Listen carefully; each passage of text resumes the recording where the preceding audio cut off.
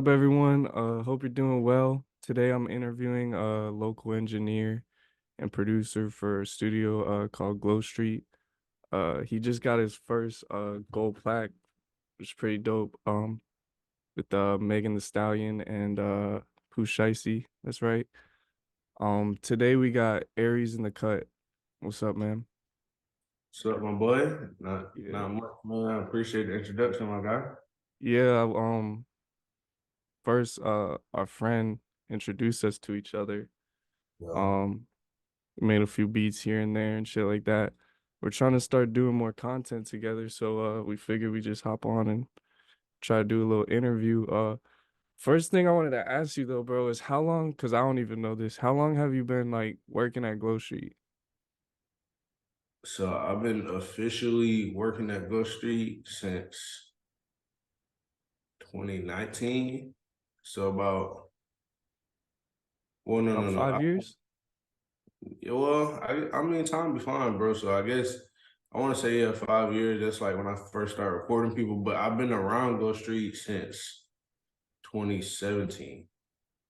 And how did you get in? Like how did you get the job there? So I hit up, there was a rapper that the owner of Ghost Street was managing named Ace Cartel. So first I hit up his email a bunch of times trying to get in. I got some responses, but I never could actually link up with them boys. And then there was another engineer in there. Back in the day, my boy Makem, and I kind of like built my relationship through the engineer.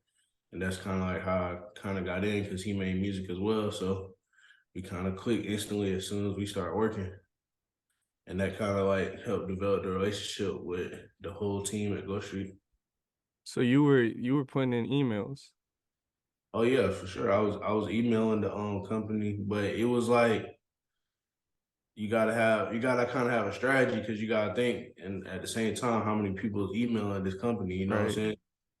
I I was think a just few years ago I called Glow Street and I was like, "Yo, you guys need an engineer or internship or something?" And whoever answered the phone, it could have been you for all I know. I don't know, but like, uh, whoever answered the phone seemed not interested at all. So it was like, oh, yeah, how many emails did you send that just didn't work until you finally got in? I'll say probably like at least like 10, like probably like 10. Like I was just emailing back and forth. And I'm not even talking about no beats. I'm just trying to get their attention at this point. You know what I'm saying? So I'm just trying to really get their attention. Really say anything I could to get their attention. And I even booked the session. Like I was rapping back then, but I wasn't rapping serious. I just kind of wanted to see how the studio went and how it like what the vibe was. And once I got in there, I just instantly started making connections. I feel like people could learn from that because I mean, 10 emails isn't like a ridiculously high number or anything like that, but it's enough times for a lot of people to just give up. I feel like Yeah. a lot of people might email one time and be like, not get a response and be like, well, that's the end of that. So like I think persistence is important. Uh, Okay. I've had a lot of situations where, you know, people told me no, and then like I kept trying, and eventually it ended up working out. And that's Um, how that's how it really be going. It's like the situation at Glow it's really a lot of studios. It's not that they don't want new talent and don't want to hire new engineers. It's more so like, are you gonna be comfortable with the artist? And they don't want to kind of be liable if you jumping into something that you're not ready for. You know what I'm saying? Or you don't know the full scope of how these artists live day to day. You know what I'm saying? so what includes that? Like, what do you think people need to be prepared for? I mean, it's some stuff that Without saying anything that we yeah, shouldn't say yeah, on the yeah. podcast, you But know? nah, it's like it's both though. It's some stuff you can't say, and then there's some stuff you can say. So like you gotta be prepared to like kind of like if you got a lot of ego, you can't be an engineer because it's like these artists gonna tell you, "Hey, run it back," and they might talk to you. I don't never let nobody disrespect me, but it's like it's a fine kind of line there where it's like they're not really disrespecting, they just expressing themselves. in that moment while they're recording the song. So they might have a whole bunch of energy ready to get to the next line. They might be like, come on, come on, come on, bro. Like, you know what I'm saying? And some people might take that the wrong way. So it's like it's a long process to really know if you're a good fit as an engineer because you gotta be able to mix with all different types of personalities. Like some people might be like, come on, bro, run it back. Some people might say one more time. Some people might just be like, all right, you know what I'm saying? And it's like, Yeah. it's just like a lot of personality. But then you got the stuff that you can't talk about, and it's just like, Yeah. it's just, South Carolina, pretty, everybody be strapped up. So it's just like stuff like that kind of is a red flag to some people. Um, of course, artists sometimes think they need to boot up to kind of record. So like some people not used to that. Some people don't know how to make people feel comfortable either in that type of setting. And I just try to like stay focused on the work. Yeah, yeah, for sure. It's definitely a fine line though, because like between the disrespect and stuff, because I've worked a few sessions at a Mhm. studio, Yeah. and I had this one person who just like was really disrespectful, but like I gave him like a chance. Like I was sitting there and I was working with him, and he just continued to be like he couldn't tell that he was the one in the wrong. Like I was sitting there doing my job, I was recording him. It got abhorring as fuck because he was just he couldn't get it right for like hours, but I was being patient with him. And he Yeah. was just so fucked up. But after he got out the booth and he realized he only had one line done, I'm talking literally in like 2.5 hours, like 1 to 2 lines. And then he started like getting mad at me, got on the phone, and I'm talking about in the same room I'm in is talking shit about me on the phone, like, yeah, this engineer like ain't on shit, blah blah. And then like when it's time to pay, he handed me the money, like, yeah, like I don't even want to pay you, but like I guess I got to. And it's like, dude, I've recorded so many people, you can't sit here and tell me that it's my fault that you're That, too fucked up to fucking get your lines right. Like, and have you dealt with people like that where it's just like too much fucking disrespect to where you're like, this is ridiculous. I'm not with this. so actually I've never really dealt with like any type of like blatant disrespect like in front of me, but like I've had situations like I had like probably like one client walk out, but it wasn't like on no. It's kind of like a similar situation. It was like they wanted to sound a certain way, and I'm like, bro, this is my first time recording you.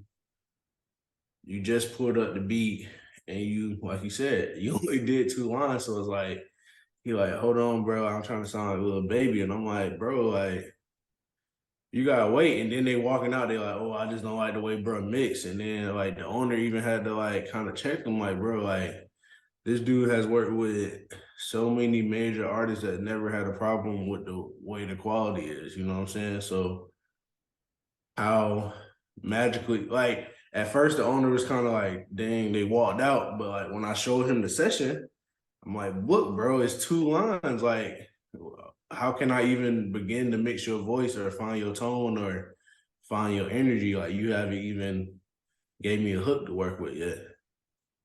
Yeah, at least it's a rare thing that happens, because if it was every day, it would be too much to handle. But like the wanting to sound like someone thing, that's what he did in the session. He was like, man, but I just want to sound like Drake, man. And I'm like, bro, like, You Drake got has like a $20,000 vocal chain. The mic that. itself is like fucking $50,000. Like, we're not gonna sound like Drake right now. I'm sorry. Like, we're gonna get it the best we can, and I can get close to Drake. But if you want a Drake crisp vocal for fucking, $30 an hour or $40 an hour, sorry, bro. Like, you gotta go somewhere else. Like, that's And a just lot not. of artists and a lot of artists be overthinking. Like at the end of the day, it's like you gotta treat it like a painting. It's like if you paint 3 little lines, you're not gonna get the Mona Lisa. Like you gotta kind of finish your song and let us. You gotta trust the engineer. Like a lot of artists overthink and they try to, oh, like I'm hearing a couple lines. Is this how it's gonna sound? Or I don't like the first couple lines, so I don't like the song. It's like you can't overthink it. You gotta let it be art, and you gotta see it through all the way. It's just like us making a beat, and we only starting with the kick and the clap, and we're like, oh, this beat not gonna be it. It's like, no, we gotta add the melody, we gotta add some 808s, we gotta add some accents, some beat drops to really see if this beat is not. And it's not, if it's not it, by the time you're done creating, you can go to the next one. But a lot of artists kind of overthink, and I feel like that comes with like different little setups, like when artists can see the monitor, or like when artists can see what's going on while they're recording. Some people can handle it, but some people it's like a mental, like a little mental block where it's like it's kind of like a real time. I don't know how to explain it, but it's like a real time issue. Like they're focused on what they're doing in that moment instead of like focusing on the next line, or focusing on completing the song, or coming up with new ideas.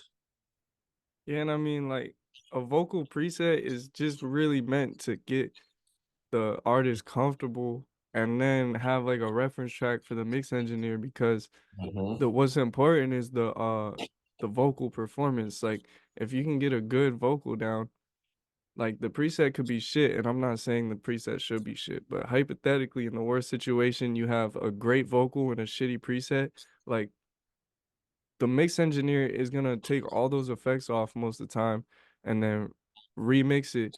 So Yeah, like yeah, I was just saying that to go along with what you were saying of like seeing it through to the end. Like yeah, you gotta trust the what process. you hear right then might not be the last step of the process. Facts, you gotta trust the process. That's all it is. Like you gotta know, like it's like you going to a basketball trainer, and it's like you gotta do all his workouts. Like once you do all his workouts, you're gonna see success. Like you're gonna have that muscle memory to shoot from three. So it's kind of like the same with engineer. If you got that trust in your engineer, like, oh, I know he's gonna make that sound right. Your bar might not even be perfect, but once he puts the mix on it, you can kind of hear which bars you need to go back and fix up.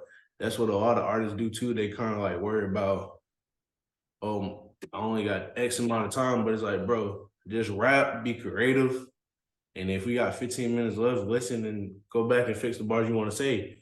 A lot of artists want every single line perfect, and it's like we're creating right now. There's steps to it. It's creative, like it's the creative process, post production, mixing and mastering. So it's like you gotta kind of stay creative. Like I feel like like a lot of artists that, well, artists that a lot of artists can take inspiration from is like Lil Keaty, Young Thug, like how they record. Like they have some reference songs where they're literally mumbling on it. You know what I'm saying? But they might go back and fill in the words when it's time. That's actually what And I do. yeah, that's the dope creative process, bro. Because it's like you're writing without writing, and music is harmonies anyway. So it's like you're kind of going along with the melody, and then you can come back and double it in. And once you have a banger song at the end, it might just be because you're taking your time with it. You know? Yeah, for sure. I think there's just like if you're just starting, you might not know everything that really goes in, but it's a whole process. It's not just like you sit down, record, and then you gotta hit song. Yeah, There's steps to the process. for sure. But like apart from like just disrespect, have you like had like your own challenges in a studio session? Like maybe closer to when you first started, but like have you ever felt like overwhelmed or something just wasn't working and like you yourself just couldn't figure something out? Like has anything like that happened to you? When I was first engineering, it was kind of hard to get that industry sound. Like I was using Logic at first, and we had like a great word with Logic, but it was just kind of sounding dated. And it's kind of like it would be certain things where there's a lot of industry artists that use Logic, like the Baby, Billie Eilish, like, but I just felt like the way that it was art that we had our template wasn't right. So we switched over to Pro Tools, but we didn't really have anything but like a stock kind of template, like mostly stock plugins. So it was kind of like learning, switching over, like that switch over was kind of like a process because it was probably like 6 months where the recordings were kind of sounding crazy, like as far as like background noise and stuff like that, because we were learning the program. But once I like kind of started learning each plugin and what it like. I feel like once I went to Pro Tools, that's when I started really learning plugins and how to use them, not to change the song, but to kind of get the sound that I want. And I know that kind of sounds confusing, but it's like you can overuse plugins if you don't know what you're trying to use them for. Like if I hear a vocal and I'm like, oh, it's too much harshness, now I know which plugins to go to kind of turn the high end down or take out the background noise. But back then it was kind of just like, oh, if the highs are too high, let me just add on another plugin and add on another plugin. And it kind of gets overwhelming, but like you gotta know, you gotta move intentionally with these plugins. Nah, for sure. That's when I started seeing most of my growth. It's like first it's like, all right, I'll just throw a compressor on here, but now it's like, all right, I know how to use the threshold and the ratio on the compressor to Yeah, actually like you can do a lot of different things with a one compressor. Like you can make it sound that there's just different settings. Um you gotta study the plugins and you gotta trust your ear. yeah, study is important. I feel like I mean, honestly, like I'm lacking sometimes. I don't study as much as I could, but like I learn a lot from just watching YouTube or whatever. Sometimes I read books or just Yeah, just talk. Like you told me you book sessions just to fucking talk to engineers. Like that's the type of yeah, dedication you need to have to learning the craft because it pays off when you actually have education about what you're using and shit. Are yeah. you recording only in Pro Tools now? Because I know I used to sit in sessions and you'd be on like FL Studio and stuff. Yeah, I'm mostly recording in Pro Tools. I just feel like it's the industry standard. Yeah, that's why I want to switch over. I try to use like I said, like sometimes I use Logic, like depending on like I just did some work with my boy Zay Grassley. So like I use Logic mostly for like production as far as live instruments. You know what I'm saying? So like say if it's a song with guitar or I might track the vocals in Logic so it's kind of like in the same session as the guitars and stuff. But I kind of always do my final mixes in Pro Tools. So I used FL before for vocals, but it didn't really kind of work out for me because I couldn't understand the whole like recording the input and output thing, like as far as like how to do it the correct way. So I used to mix in FL probably like around the same time you was talking about, like early on. I used to do all my mix and mastering in FL because it was kind of easier as a producer to be more hands on with it because I'm used to FL. But once I learned Pro Tools, it was up from there. Shit, I'm gonna have to come by and learn some shit from you because I just want to learn Pro Tools because I know if I'm in a certain session I'm gonna need it. No Um, doubt. no, but it's funny because you're talking about you didn't do as well as on FL Studio. It was probably like 2 years ago now. I can't really remember. I was in a session with you. I came over with Elijah and I sat through a session where you were recording somebody. And I didn't really record people much then. Like I was more making beats. I mix Yeah, here and there. I mean, I record myself sometimes, but I wasn't like then I didn't like record as many other people as I have now. And I yeah, remember sitting in the session and I was just like I saw you kind of cutting vocals while he was recording and stuff like that. And you just yeah, had a really fast workflow. Um, and I learned from it. I was just wondering like if you have any tips on just like workflow, like while you're recording, like the recording process to make things faster. Because I know it's like, say someone's punching in and then like they're done punching in and you're trying to edit a vocal, but then they're like, sitting there like, oh, like I'm ready to keep going, and you're in the middle of editing something up. It's like, is there a better way to kind of do things to be faster and more in tune with the artist? yeah. So I mean, half of it comes from the actual software. So Pro Tools has this mode called Quick Punch, and it kind of records simultaneous. Like it basically, as long as you arm the track to record, it records the whole time the beat is playing. So you could miss, like an artist could say 2 bars and say you're on your phone or you had to get up or go to the bathroom and as long as the beat is still playing and nobody stopped it or anything like that, you can always go back and kind of get the bars. So like that's the thing that I use to kind of I always just play the beat. So even if they're don't know what they want to say yet or they keep punching in, I can kind of get the one that they want and drag it back. So like that's part of the workflow. And then like how I really got fast at it was just like understanding that at the end of the day, like even if I'm mixing on the side or cutting breaths out, the priority is their next bar. So I make sure I'm always in position to get the next bar after the last bar they said. And I just tried to increase, like, I feel like that's kind of like my niche with the engineering, even though I don't really promote myself as an engineer fully, because I try to like stay on the producer side. But that's kind of like my niche is just I got a fast workflow, and that's what I want people to come for me for. Like, you got certain engineers, y'all might have a great like vocal relationship, but I feel like with my clients, I got a great like workflow relationship where they know, all right, if I come to Aries and I got 2 hours or 4 hours, I can get X amount done. Because they feel comfortable like knowing that as long as they got their self prepared, that I'm gonna be on my like P's and Q's, you know.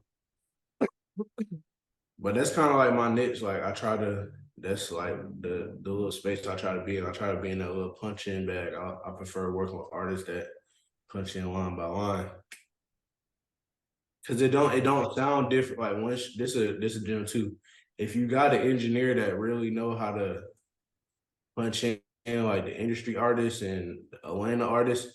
But see, I kind of learned this from Atlanta too. Like going to Atlanta so many times. If you got somebody that know how to punch you in fast, you you don't got to worry about your vocals not sounding the same because you right back. You know what I'm saying? At it.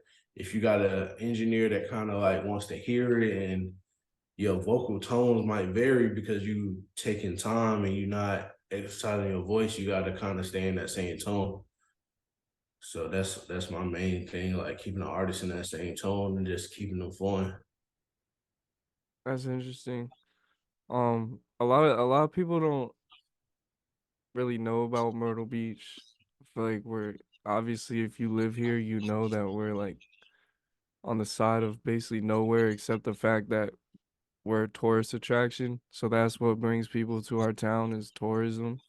Yeah, Um there's really not a music scene here. yeah, But there is a small little community of musicians working. That's how I met you. for Um sure.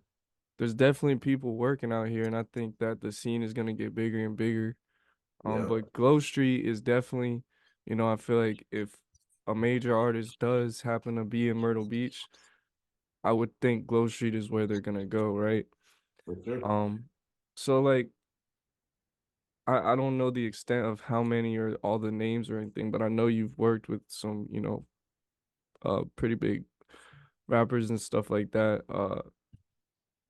How do you like handle like the networking aspect of being in a room with a bigger name? Like, do you try to get a contact after to like stay in communication with them? Like, do you try to send them some beats after you record for them? Like, do you have a way of keeping up with and trying to build a connection with people that come through to the studio? Um, it's no formula really. You really just gotta kind of play it off the session and kind of treat them like a regular session. So like, if you had a session, you're not really feeling the vibe, or you unsure if they was fucking with it or not. Like, of course, in a regular session, you wouldn't get their contact, you want to link up with them. So I kind of try to treat it the same way. Not saying I want to limit myself to a one-off session, but if I feel like the vibe wasn't there, I'm not gonna try to do too much.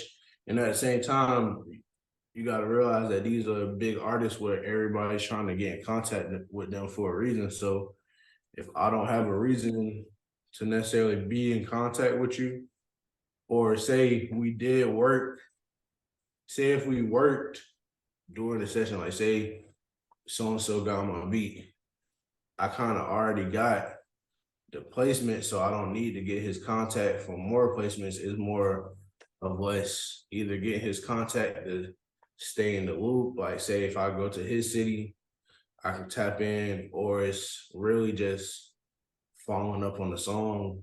You know what I'm saying? You gotta kind of treat it organic and natural because people can kind of peep the vibe and see what's going on. So if you following up about the song, hey bro, when we dropping, or my artist, like he did this feature right here. We want to come shoot a video, bro. You gonna charge us for the video? It's kind of like keeping that business relationship, and like once you get to know them, I feel like that's when the more opportunities will come. But when artists come through, like you just want to be normal as possible and just be yourself because they gonna like that more than trying to like please them or trying to bombard them with stuff because you gotta think they already got beats. They probably already got an engineer. They're probably like you just said, it's a tourist town here. So 9 times out of 10, people come to Myrtle Beach is either coming to get paid or they're coming to just relax. So it's like you can't, if we had the climate to where it's like you can go studio to studio or show to show or just like a bigger music scene, I feel like it would be more impactful. But the way it's set up now, you just gotta kind of make sure that they're not at the main goal of the session. You want them to be like, "Oh, I rock with bro," because he was cool, he did his job, and if I'm ever back, I can use him again. That's kind of like the impression that you want to leave. You don't want to. You can kind of get caught up in the moment, like, "Oh, I don't know if I could ever work with this dude again." So let me send him 50 beats tonight, and it's like it just the artist look at it as play it out, you know what I'm saying? Because they just feel like, oh, if you got 50 beats, like ready, I'm not gonna pay you for one of these beats. You just send me for 50, you know what I'm saying? Like you obviously looking for opportunities. So you just gotta kind of keep it level and just understand the kind of climate that's going on with bigger artists to like upcoming talent that's trying to work. That I feel like that's so key. Like the I know a lot of people that just can't handle being in the same room with someone they might look up to. Um, Yeah. you know, just I think we talked about it the other day, just getting starstruck. It's Mhm. it's not gonna help you at all. It's okay to respect somebody and like, when I got in contact with people that I respect, it felt good, but I wasn't like, sitting here like, "Oh my God." And so I Yeah. think it's so important. Like I talk to everyone about it. Like if you can't handle that, then how can you expect to become big in the industry? And then like Yeah. you said, people can read vibes. So it's like you might have someone in the room that you really fuck with, or you might not even fuck with them. They're just huge, so you want to feel like you fuck with them. And that's where the being yourself comes in. Like people can sense when you're being fake or just trying to chase an opportunity. And I Yeah. really like how you said just well, obviously treat them like a normal person because they are. We're all just people. But Mhm. like just saying that if there's a vibe there, then yeah, it's like natural for you to be like, yeah, like let's kick it again, whatever. And if it was just business and you didn't feel anything more, it's like there's no reason to force a connection. Yeah, So you're gonna chase it and end up closing the door on yourself. You know what I'm saying? Say the vibe wasn't sure, but they're back in your city again. They're gonna be like, oh, I mean, Buddy was all right. Like, you know what I'm saying? He didn't do too much. Like I feel like a big thing is like you need content, but it's like say if you're in mid session, you just pull out your phone and start recording. You're never gonna get to work with the artist again because it's his first time meeting you, and they already see like, oh, he's trying to get some type of gain from me. That that's a I'm. big no It's no. not. It's not that they don't want to see you eat. It's more like they want to feel like they putting you on. So like if they give you the blessing, like, hey, bro, where the cameraman at? Hey, bro, where the, you know what I'm saying? Like, you got to be on go and have those resources available. So, because a lot of artists, not saying they want to like put you on or sign you, but it's like they kind of want to be in control of their leverage. And that's really all it boils down to. It's kind of like, you know how the game goes. It's not the fairest, but at the same time, Like I just said, treat them like a normal person, bro. They gonna respect that way more. It's gonna go longer. Yeah, for sure, because they are just normal people, and if you wanna be successful, you're gonna end up like them one day, so you're not gonna wanna be treated like a fucking exotic animal, you know? Um, And you gotta realize the value you bringing them. Like they might not need you. Like they might got their own engineer, but in that moment they need you. So it's like you got to understand your leverage too. So you can't get fanned out. But not to say like I've had plenty of times where I was starstruck, bro. I probably didn't even know what to do, but I just had yeah, to learn from the it's situation. it's okay to be a human and feel emotions. Like you might get nervous, you might, but it's how you act on those emotions. Like it's like I said, it's okay to have respect for somebody. Like that's dope. Like to admire somebody and what they've done and then to be in the same room with them, like that's dope. But if you don't channel that energy the right way, then it just come off all wrong. Um, Yep. Okay. just we're kind of like at the end here, so probably I'll just along the topic. You said like, if we're just recording and I got, Drake next to me, for example, and I just pull out my phone like, yo, it's me and Drake, like we're here. Drake's my best friend. That's definitely an example of terrible studio etiquette, right? So like what are some things that you just shouldn't do in a studio? You shouldn't not come prepared unless you are consistently freestyling. It don't have to be every day, but I always say multiple times a week to kind of keep yourself in the rhythm. I would say another red flag too is just like recording without people permission. That's the biggest thing I see in the studio, whether it's like my studio or when I go out of town and work at other studios or go to other studios. It's not wanting to leave on time. I feel like that's kind of annoying. Like wanting to hear your song back, but you record into 59. Like that's kind of crazy because it's just like the other people got to get in. They probably want to situate themselves and get prepared for their session, and they might need those little extra minutes that you're taking up, and it kind of pushes the schedule back. I'll say another big red flag is really, and we were kind of touching on it earlier, just like overthinking, and you can't even come to a complete idea or like a hook because you're overthinking it, and that's kind of like it's not really something you can help an artist with, but you can try to do your best to try to get them not overthink or think, hey, bro, like just come up with ideas, like have fun. Like it's not a like don't stress your brain. You're not gonna be able to create like that, you know. So Well, that wouldn't even be a problem if they just came with something written, right? yeah, So I guess that kind of play into the first red flag. I'm trying to think of some other ones, bro. It's definitely a lot of red flags in the studio though. yeah, for sure. Just understanding the space you're in and fucking being respectful is Okay, I got one more. I got one more. It's kind of like it's not really a huge red flag, but it's like kind of like if you're in the studio, I just feel like a lot of people don't speak on this. If you're in a studio and you're part of the entourage, or you're not helping recording, or you're just there, don't try to over talk the music or try to interrupt the engineer or hey bro, where are you from? But like it's like, bro, I'm trying to record at the end of the day. Like we can chop it up for a few minutes after the session. I can network, get everybody contacts and stuff, move from there. But it's just like I feel like there's a lot of times where they might not even really be even interested in music. They're just there, or they might be a little drunk, and it's kind of like a lot of times the entourage can kind of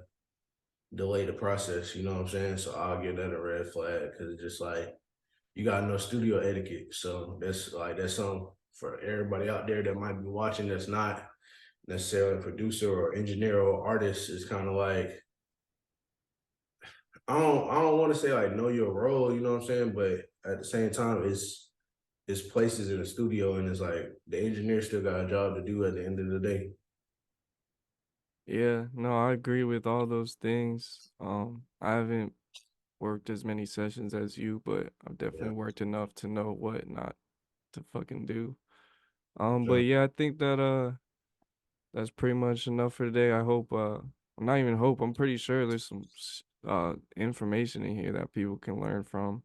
For sure. Um Definitely me and you are gonna be working more on content together. For Don't know sure. what it is gonna be yet, live streams, whatever. So if you like this interview, there's probably gonna be more of this. Yeah, for sure. We definitely gonna be tapped in. Yeah. Yo, I kind of cut off the interview a little early, but make sure to check out Aries on all platforms at Aries in the Cut. He's a really dope producer and engineer. Yeah, hope you enjoyed the interview. There's a lot of gems in here. Peace.